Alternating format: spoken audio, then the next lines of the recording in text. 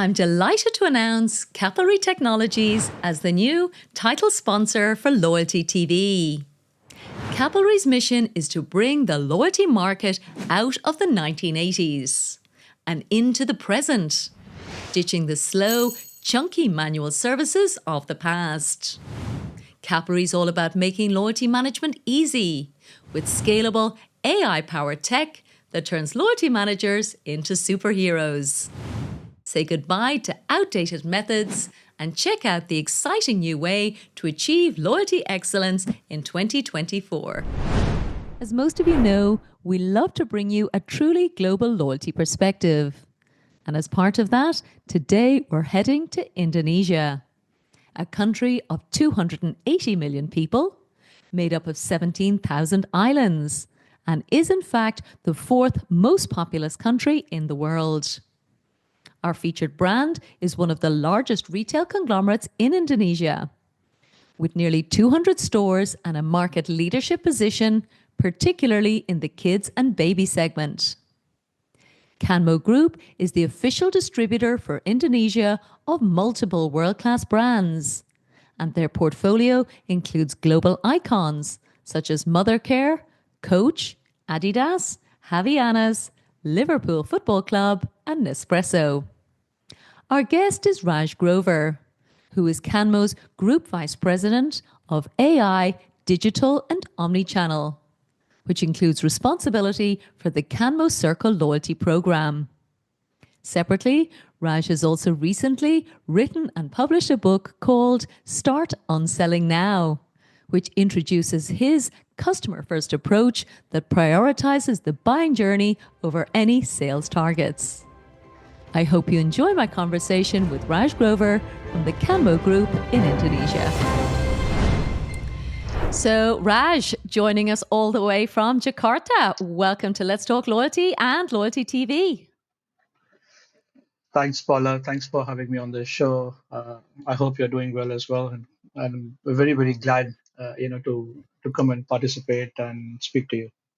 Thank you so much, Raj. And certainly Indonesia is a country I'm very unfamiliar with, so you'll have to forgive me for that. I've only been to Bali, actually one of the many islands as part of where you live. So I know it's an extraordinary market with incredible opportunity as well, from what you were talking about when we were speaking last time. So we're going to talk all about, of course, the Kanmo Group, specifically where you're working, your role, and all of the exciting stuff you're doing, particularly in the field of hyper-personalization, obviously leveraging AI. So loads to talk about. But before we get into the loyalty conversation, we have a new question that we're asking all of our guests now in 2025. Just a little bit broader, I suppose, about life and leadership. So our opening question is designed to get a sense of what you like to read, and that's in, I suppose, a nonfiction capacity, probably more professional type of books. So let me start with that very first question, Raj. What would you say is your favorite book? Uh, Interesting question and great timing actually, and it's a coincidence because at this point of time, my favorite book is called Start Unselling Now. It's written by me, so obviously I have to be my biggest fan. But if I have to tell you, other than my own book that I recently wrote, I think the book that I like quite a lot is One Click by Richard Brandt. It's a story on how Amazon grew and the strategies, and something I quite closely associate with personally, the kind of work that they had done, in the e-com space. I mean, I think I don't need to explain what Amazon stands for. I mean, they're giants in Yeah. the world of e-commerce. So that's one book which I really really like, and primarily the reason for that is because it talks more about how Amazon built the enterprise around the customer, which is a philosophy. If you were to read my book, you would see everything in my book also revolves around the customer, and I think that has been my philosophy throughout my career as well. As we'll go along in the discussion, you would actually see me talking way more about customers because I think, uh, in my personal opinion, that is what the focal point should be. And a lot of times when it comes to technology and tools, we start thinking of them as magic wands, where technology or any kind of tools are simply enablers. And the farther we go away from the customer, the more hard it is, for us to do our business. So yeah, that book really resonates with me, and I would definitely recommend that after start unselling now. Well, of course, we'll forgive you for plugging your own book, and I do want to get a sense of it from you, Raj, because it's obviously a quite a provocative title, and I love that. Of course, we have to take a stand. That's the whole point, I think, of becoming a published author. So we'll definitely put the one click book anyway, of course, in the show notes, as well as a link to your own book. So I guess Oh, I thank wanted you. to ask, yeah, like why did you write your book? Like, do you feel that people still need a lot of reminding about this key topic that you're so passionate about? Actually, so the inspiration for the book, and I'll be very honest. I There have been a lot of friends. I've been training people in sales. I've had a lot of teams, and globally, because Indonesia is the 13th country that I'm living in. So I've worked, lived around the world. So I understood different cultures, and I've built businesses, startups, worked in companies. And a lot of times, my friends would tell me, like, why don't you just write a book? Instead of, you have such knowledge, you are training so many of us. Why don't you just write a book? And quite honestly, I used to always tell them, I'm not an author. Trust me. I mean, I could speak, but writing is a different ball game. I don't think I have it in me. And then I think it just clicked. I thought, okay, let me just put my thoughts into a book. Let's give it an attempt.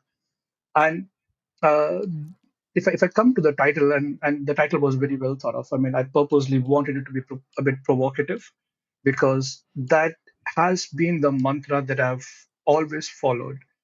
Because when I was coming up, early part of my career, I would hear people make comments, simple comments like, oh, X so and so is such a smart sales guy. He could sell comb to a bald guy, and that's. But as you progress in the career, you realize that is not what sales is about. That is not what about uh, helping the customer. So unselling is all about changing the way we look at sales. And again, like I said, it will, again, a lot of my discussions will always revolve around the customer. Mm, Um, and because what happens is, a lot of times uh, we forget, when we are the customer, we want the world for us, right? But when we are dealing with customers, then we'll come up with all kinds of excuses. We'll have our own priorities. We'll completely forget about the customer. And the book goes all the way in that. It's about how you would get close. And the thing is, it is something which, when I'll speak, when you will read, you'll say, yeah, but it's so obvious. But then mm, when you start comparing it with what you actually are doing on your daily life, then you realize, oh yeah, there is a big gap, right? Because this is not exactly what I do. And I'll yeah. give you a simple example. Like, people talk about personalization, or keeping in touch with the customers. And I remember I was speaking. I think I was in one of the Southeast Asian countries, and one of the guys stood up and said, he said, yeah, but we always keep in touch with our customers. And I said, okay, can you tell me, how do you do that? He said, oh, we have a WhatsApp broadcast group. So we are smart. So we just send one message to everyone saying, hi, how is it going? And the conversation. I was like, yeah, but that is exactly what not personalization is about. Personalization takes an entirely different meaning. And a big part of my book, which I think a lot of people forget, and which adds on to the part that I said, you need to love your customers, is referrals. If you look at, pick up any of the top companies in the world, Hmm. I'm talking about corporates or top salespeople in the world, 50 to 60% of their sales comes from referrals, which Mm, are given by customers. And you would never get those if you have not dealt with your customers or treated them nicely or the right way. So that's where the whole book so revolves around. It has a lot of yeah. it's basically a culmination of the 21 years of experience that I have across different markets to help Yeah. people pick up on those mistakes. Amazing. Well, listen, congratulations on publishing it. I've no Thank you. doubt it'll be a huge success. I think anybody who goes through that discipline of sitting down, crafting words, crafting thoughts, there's just extraordinary value. And it means you have a legacy now in the world as well, Raj. So you should be very proud. Thank you so much. I really hope it makes a difference for people. I'm sure it will. I'm sure it will. So, listen, let's get into talking about Kanmo Group. So, again, it wasn't a company I'm familiar with. So, would you mind just introducing that, particularly for our global audience? Sure. So Kanmo Group, it's a retail conglomerate, one of the retail conglomerates in Indonesia. We are part of an actually a bigger group, a bigger parent company. Hmm. Kanmo Group this year completes 20 years actually. Hmm. We are retail franchisors for some of the top brands in the world, and plus we have some of our own brands that we have built over the period of time. We deal with brands such as Coach, Kate Spade, Havaianas, Nespresso, Adidas, just to name a few. Mothercare, I think is one of our key brands as well. And then we have our own brands like Momami, which we have built from scratch. Pure Eats, which is again in the baby and kids segment. I've Mm. been there for the company has been around for 20 years. I have been part of Canmo for a little over 3 years. I joined them as the group vice president for AI, digital, and omnichannel, Mm-hmm. uh, which is where so I take care of all our brands across anything in omnichannel and digital, Mm. and AI for the group. And Wow. it's been quite an interesting journey the last 3 years, especially right after I think at the cusp of in the middle of COVID to then coming out of COVID, and then how businesses have changed, consumers have changed, but it's been a fantastic journey. Incredible. Yes. And tell us then about the loyalty program, because I know you have a loyalty brand and a program that covers all of those amazing brands that you retail. Correct. So we have a loyalty program which is called Kanmo Circle. uh, Again, because it's driven more towards the consumer angle, that we are one family, so we want to keep everything, all our brands and all the benefits of our brands that we can offer to our loyal customers. uh, it's quite an interesting and successful loyalty program that we have, because as and I think and I'll bring in a bit of tidbits about how loyalty has also evolved and the reason why we've been able to do quite well. Yeah. I remember a couple of months back I was actually talking in a conference on the topic of loyalty, and I was telling them, actually I presented saying that the concept of loyalty actually started way back in the 1700s, I starting love that from slide. Yes. Yeah. copper Amazing. op- copper tokens, moved all the way to 1800s with food stamps, and it kept on changing. Then if you look at the time period, right, and if you were to like map it out sort of uh, in a timeline, you would see around 2010 onwards you started to see a Mm. shift in loyalty, which I personally calls, I think that was a period where it was a start of loyalty 2.0. Rather, that's what I would put it, because it started to move from a transactional perspective, points perspective, to slightly more experiential as well. Mm. And I think a key part again of the conversation that was presenting, it was not that someone randomly woke up someday and said, what, guys, let's do something different, because I think it's been around for quite a while. Mm. Everything that the changes that we see, they've always been driven by consumers. And surprisingly, I mean, I would love to show you a slide. I don't know, but the slide that I presented actually superimposed, if you were to look at how two more things, which is the consumer demographics evolved around Mm-hmm. the same period, Mm-hmm. and the number of touch points consumers had evolved to transact. So Mm-hmm. you would see around the period of 2010, mid of 2010 to 2020 onwards, you would see uh, the start of Gen Zs, millennials ending into Gen Zs coming in. You started to see a lot of omni-channel talks coming in. And the fun part was that if you look at the timeline, you would see Mm. that the gap between generations as we speak today is Mm. becoming shorter and shorter. I mean, last year I was talking about same time on Gen Z and how to handle them. This Mm. year actually I spoke about Gen Alpha. Oh, Imagine within a brilliant. year. So it Yeah. is it is moving so fast. And then because consumers evolve so fast, their needs became different. Mm. And like I said before, right, loyalty, it's a tool, it's an enabler, but it is Mm. still going to be driven by consumer demands and consumer needs. Yeah. Like our consumers today, they don't care whether they shop online or they shop offline or they shop through sourcecom, social commerce. they expect to have the same behavior. They expect to Mm-hmm. have the same perks.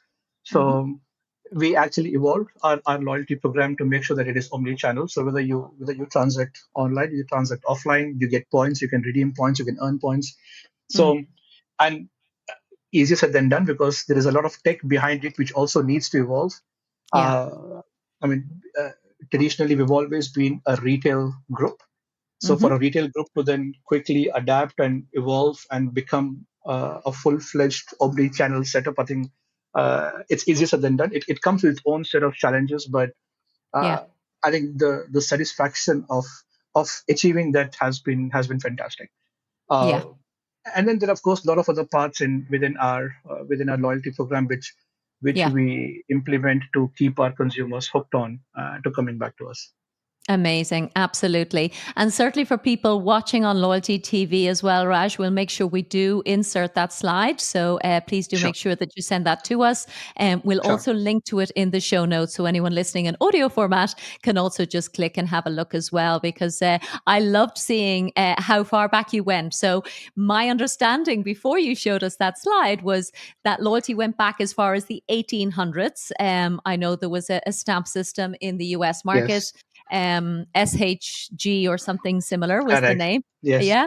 So that's the one. And then green shield stamps and a lot of these things before obviously digital came and airlines obviously totally, changed it. redeveloped and revolutionized, dare I I say it, our industry. So the agree. fact that you had something that predated my knowledge meant I already learned something. So thank you for that.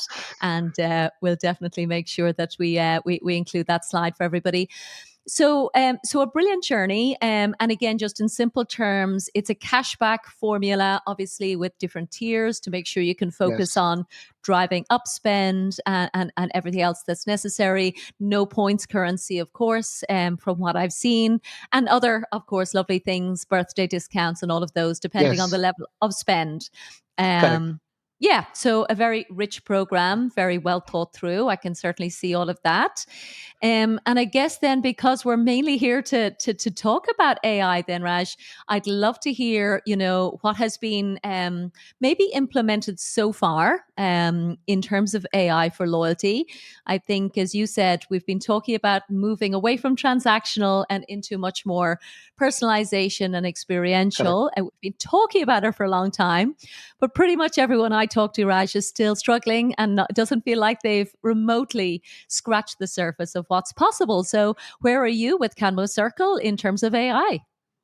So uh, you would be right. I think in terms of possibilities, we are barely scratching the surface, and we have made quite a bit of changes. Of course, we are also in this process of learning and evolving our system because AI, before it would actually be able to deliver long-term impacts, you need to train your models on a lot of data, and Mm, that takes a lot of time.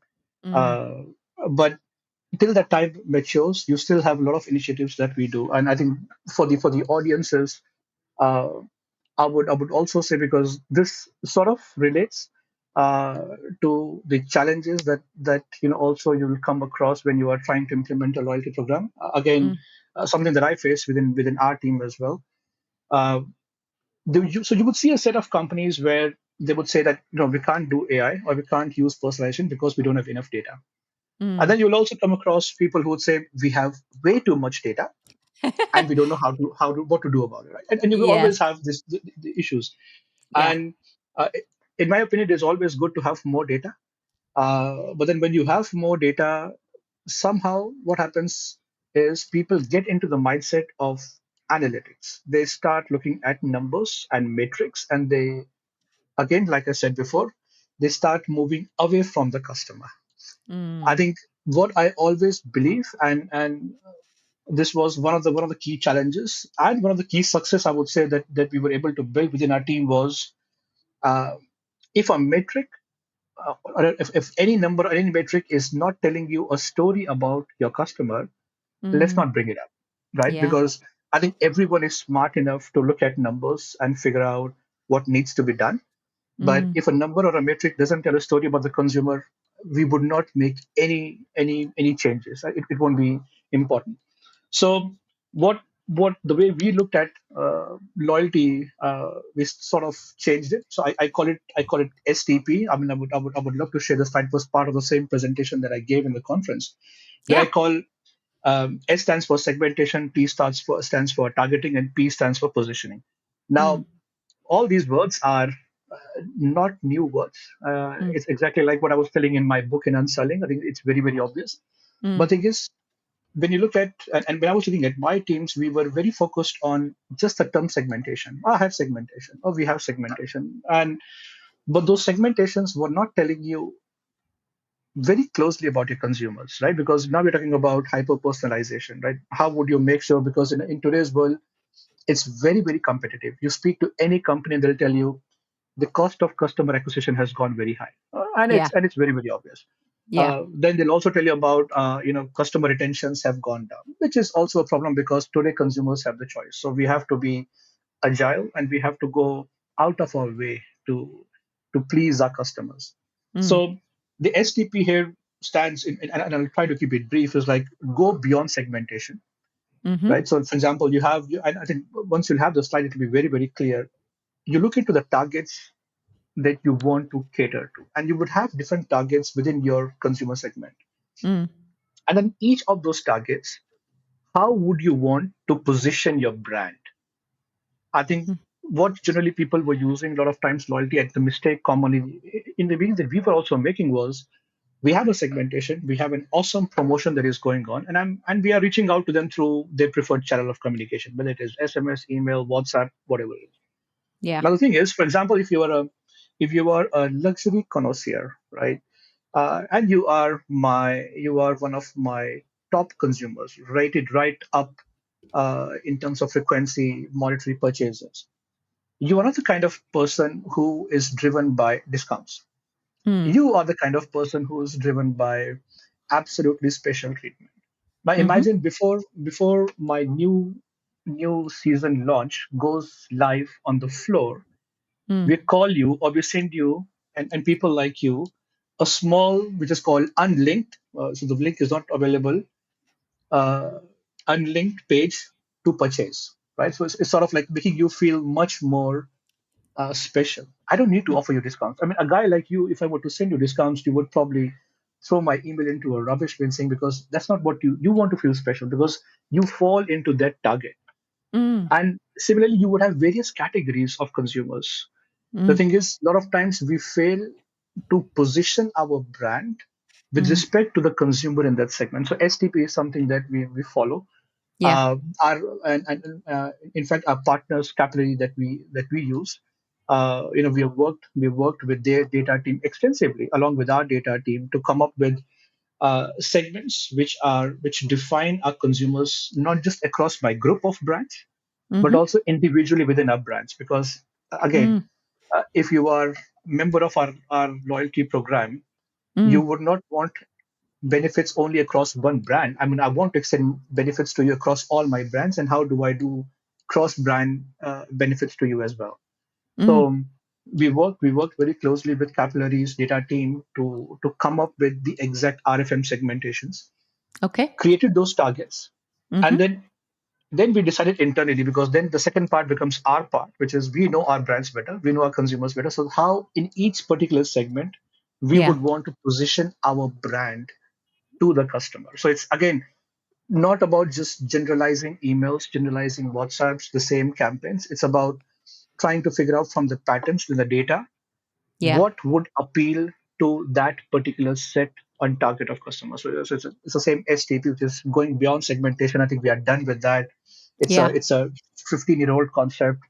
I think now it's about so the same brand, for example, in a simple way, Paula, Mm, you would get a very different kind of communication because I know how you behave with respect to my brand yeah. versus a customer in another target segment. Mm-hmm. So now that is the kind of, and if you were to ask me, and if you, I know your next question will be, so Raj, are you happy? And I would say no, because like I said, our consumers are evolving, and we are Yeah. barely scratching the surface. Yeah. With AI in future, I would prefer to anticipate when would Paula want to make a purchase? What is the Got kind of purchase from the pattern? And that will take some time because the Hmm. data, the training algorithms that we have, they're still learning. It takes a bit of time, but Yeah. uh, I think they're on the right track. Yeah, amazing. Yeah. Well, thank you for that. And of course, our friends in Capillary, I know they're very proud of the work they've done with their AI models. And again, I Yeah. suppose harnessing their global client base to get insights that can then be used for you in your market. And as you said, then Yes. as the brand, you can take, that expertise, layer in your expertise as the brand owner and with your own customer sense and expectation, and obviously deliver that hyper personalization. So very well said. And you know what I was thinking, Raj, as well as you said that there's been a lot of coverage recently, and I'm sure you've seen it as well. But it exactly is about your point about the losing of focus on customers. And I think the most high profile example, last year from a marketing perspective was Nike. And, their CEO, I think for the last few years was overly focused, it seems, from what I've read, on analytics and losing sight of the athletes and exactly what do they need from a shoe, what do they need from whatever equipment they might need. So it looks like they're back on track, but I think it absolutely proves your point. Like analytics can give you hypothesis, but you have to be the person that loves your customers enough to make sure you understand what's the story and the real need behind that. Completely agreed. I mean, you brought up Nike. I was using that example actually in a discussion with a colleague a couple of days back. There's also a very interesting story about Abercrombie and Fitch and how they are talking roughly the same thing. Uh, the company, how they went from a company that was struggling to a company that is now leading, all by bringing in the kind of people who were keeping customers to the front. So I think they brought in someone who had been a career merchandiser. In retailer, we call this term called career merchandiser, somebody who started off in the management training program, rose all the way up. Mm, So they look, think, sleep, drink, breathe a customer. yeah, When they look at numbers, and it's the same thing, if the numbers are not telling you a story about your customer, it's yeah, no point having those numbers. I mean, if yeah, statisticians alone could run businesses, yeah, then I think everyone would be learning statistics. But I think it's the consumers who drive the business. And yeah, yeah, uh, one thing that I always tell, and it might seem like a sort of a punchline, but was also something I mentioned in my book. It's no more about how you want to sell to the customers. It's about how the customer wants to buy, right? Gone are those days where we were talking about the four P's, the right price, right place. It is no more about that. It is that plus what the consumers want and how they want it and the way they want it. yeah, If we are not agile enough to make changes to adapt to our consumers, yeah. uh, they are going to go to somewhere else. Yeah. And I've even been thinking about it a lot personally as well, Raj, in terms of our tiny business.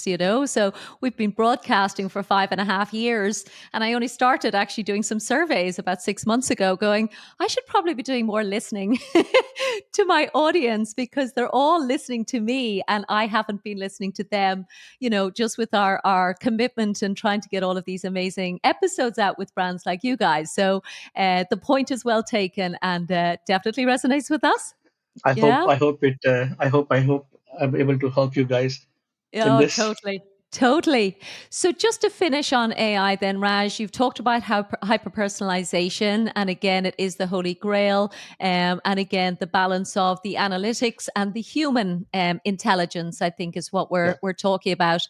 Is there any other area of Canmo Circle at this point that you are using AI, whether it's customer service or any other aspect of the business, or are you just Yes. kind of you are? Oh, great. No, so yes, we do. So in fact, we are already in a pilot stage for our merchandising solution. Obviously, because that would make obvious sense. We do employ AI in our retail stores Okay. to gauge a better understanding of how our consumers are interacting, Okay. and how they're moving around in the stores. Because again, it is an evolution. Sometimes you'll get really nice insights, Mm, and sometimes funny insights, and I'll come to both of them. I think previously what people used to do were, we would have a traffic counter, so which is like how many people came in, how many people went out, and simple numbers. But like I said, a traffic counter gives you just the footfall. But if you want to know more about our consumers, the numbers need to tell a story. And that's Mm. where AI comes in perfectly, because now the AI systems, our AI cameras can track uh, the way the customers, once they enter a store, what are the sections they spend, which are the sections they go first, what is the depth of sections that they go to, how much time do they spend there, Mm. um, and where all. So when you would imagine a retail store, right, you would think, okay, people generally, I would put up, this is my new arrival, this is my XYZ section, I would put the boy section here, the baby section here. But then it's the consumers, right? When they enter the store, what is the area that they are traveling to most, right? So it analyzes the traffic, not just the Mm. traffic coming in, but Mm-hmm. where they are going, which segments are they going, which categories they're looking at, how much time they are spending, and Yeah. then how and where they are going. And then basis that, you get a lot of insights, in terms of how we should do our planning, in terms of the planogram of our stores. If we are Mm. running some local store marketing, if we have some promotions, if we have a new window display, how does it impact? Because our AI cameras also detect uh, how many people were interested. So, for example, if you were to stand in front of my store and you're looking in at the window, but you do not enter, so I know you are interested, but you didn't enter. Now, by God's grace, our interested to enterers are quite high, so it's not a problem. But imagine if we were to have a lot of people who are interested but not entering. I Mm. would love to know, and I would love to speak to those consumers, because they stood, looked at it, so there's something they really like, Yeah. but they failed to enter my store. So these are the kind of insight that we are trying to derive. And of course, Mm. then on and off, we'll also have some funny observations, because I remember for one of our brands, and of course I would not name the brands, but I'm sure consumers listening would easily understand. We realized that there was one spot, because when we look at the metrics, it's we see all sorts of heat maps. So there was one section which was red, and the dwell time in this section was very red. And uh, obviously, looking at that, we wanted to map it and see, what section is this, and like so many people are waiting and are dwelling and staying there, because the time was sometimes upwards of like 30-40 minutes. So I mean, imagine if you were to see this, your first mind goes that I think there's something wrong in the data. It can't be like someone standing there for 40 minutes. Yeah. And we realized it was one of our luxury stores, and that section where you saw a lot of red uh, is the luxurious couch. And then Oh. you go into the camera footage, the real camera footage, and you realize these are probably husbands and boyfriends sitting on the couch. So and then I mean, of course, we had a big laugh, but then the thing is, this Yeah. is how we look at. We saw the data, Yeah. and we wanted to derive a story out of it. Like, what story is it telling? Because the story wasn't making sense. But once we saw this, we all Yeah. had a big laugh, and obviously, me looking at it, I could clearly relate to those guys sitting on the couch, been there, done that. So I was like, yeah, I think perfect. So we know we have kept the couch at the right place, because the men are happy, the women are happy, our consumers are happy, everything is good. Oh, totally. Honestly, I don't know why the women bring the husbands. I leave mine at home. I'm honestly like he's clearly miserable. Don't put him through that. So, but a great insight. So thank you for that. And as you were talking about the cameras outside as well, like, for me as a, regular shopper, I suppose, but, often going to, I suppose, very high end luxury mall here in Dubai, there are Yeah, certainly stores that are very intimidating that I just go, I don't think I can even afford to set foot in that store, but I might be tempted, but just intimidated, because it just looks too high end. Whereas other correct. stores are super welcoming. And how are you supposed to know, even with all the design expertise, unless you do that analysis to see, what is the conversion rate of people from outside at least coming into the store? Correct. Because again, I think historically or legacy wise, when you speak to people, they'll talk about very simple statistics of conversion rates, right? I again like to look at it from a slightly different perspective. Mm, Uh, the right way of looking at conversion rate is not from the number of people who are entering your store. okay. Because I mean that's basic mathematics, right? But imagine if you give me an example of Dubai. Let's say you have a shop in Dubai, in a Mm, mall. mm, The amount of traffic in the mall is increasing, but the amount of traffic in your store is not increasing. You would never have any idea because you were always comparing the amount of people coming into your store and doing your conversion rates. Yeah. Now, if the amount of traffic year on year in your store is still the same, but imagine Mm, the amount of traffic entering the mall has almost doubled. mm, There is a serious problem. I mean, you should be driving in more traffic into your store. mm, So one of the ways that we also look, this is the reason why the number of people who are interested in my store is one angle that we look at to say mm, if the number of people who are interested is slightly higher and the drop mm. off from there to people who convert into entering my store is not significantly higher, then there's something wrong. And I would Yeah. love to know from the consumers that Yeah. they saw what they like, they didn't enter. What is it like? Whether it is Yeah. whether they were intimidated or like what are the factors that are driving so we can make improvements. And again, hearing Totally. from the horse's mouth is the best thing rather than us sitting and Yeah. doing assumptions or Yeah. simply saying our conversion is this or our numbers is this. Again, like I said, if they're not telling me about my consumer, we tend not to look at it. Indeed, indeed. Very wise words, Raj. So, yeah, thank you for all of that. So, I always do, wonder about the mathematics behind retail. It's certainly a fascinating industry.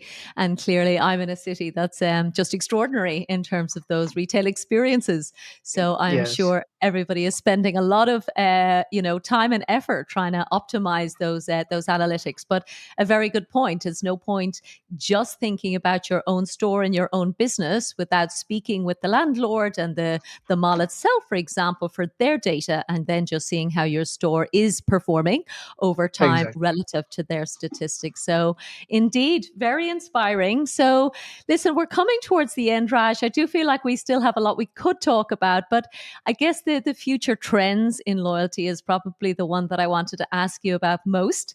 There's obviously lots of challenges as well. So either one, either tell us about what are you currently, worrying about, what's keeping you awake at night, or what do you think is most exciting going forward?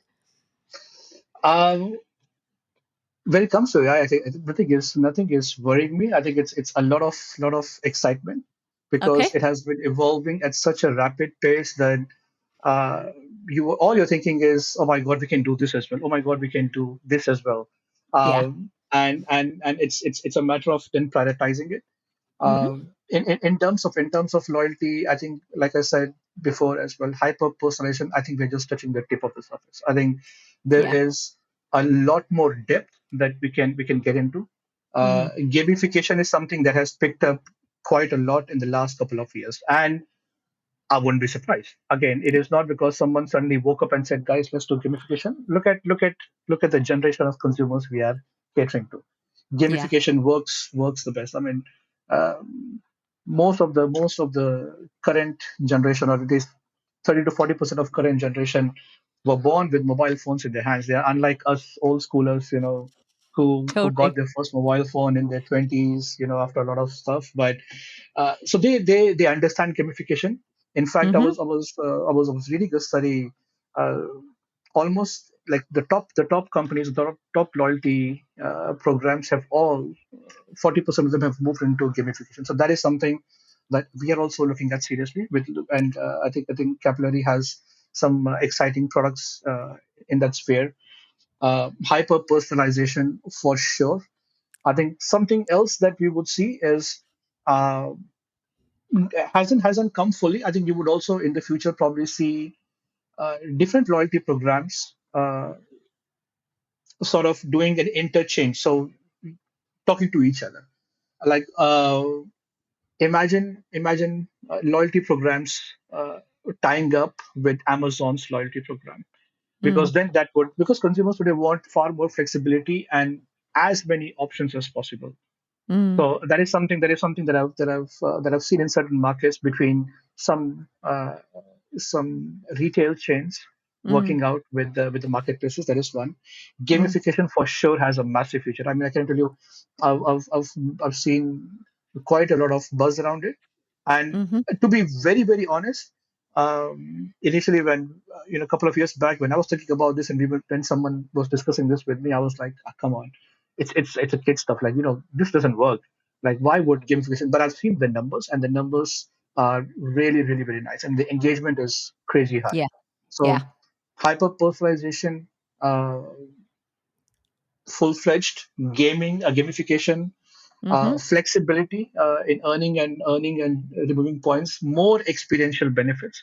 I think would in the next 4 to 5 years, I think take they will take center stage and Mm. sort of become the norms of what a loyalty program is. Like they will be it's basic stuff that we need to have. Yeah. And then AI has no limits Mm. actually. So because AI, we would see. I'm sure if we meet same time next year, I would probably tell you some more stuff in AI Yeah. that would come up in loyalty because Mm. as the consumers are evolving, technology is evolving around the same. AI probably at its exponential phase. So Indeed. I think Okay. the future is extremely bright, and it is fun. A lot of things to Oh, do, yeah. and I think yeah, that's what keeps me awake. Excitement.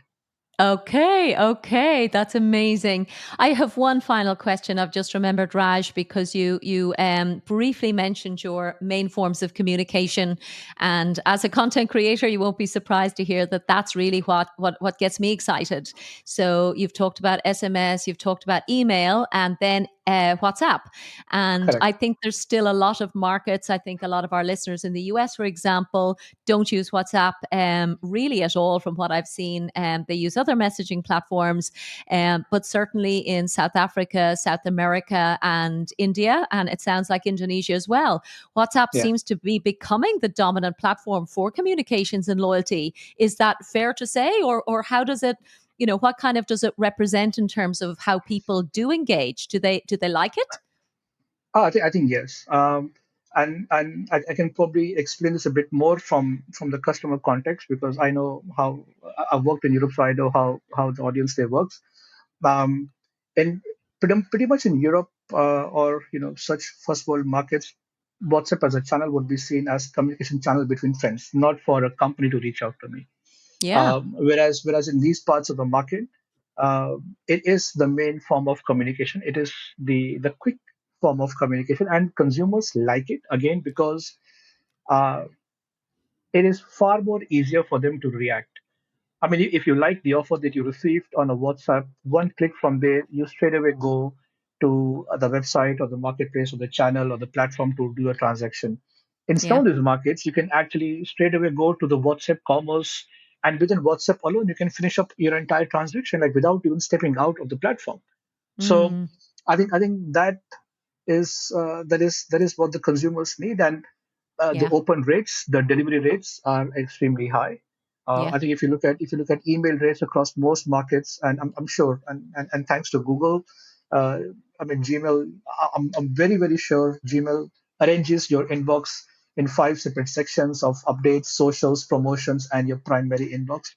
Yeah. Any newsletter, any emailers, any communication from brands would not end up in your primary unless you drag it to there.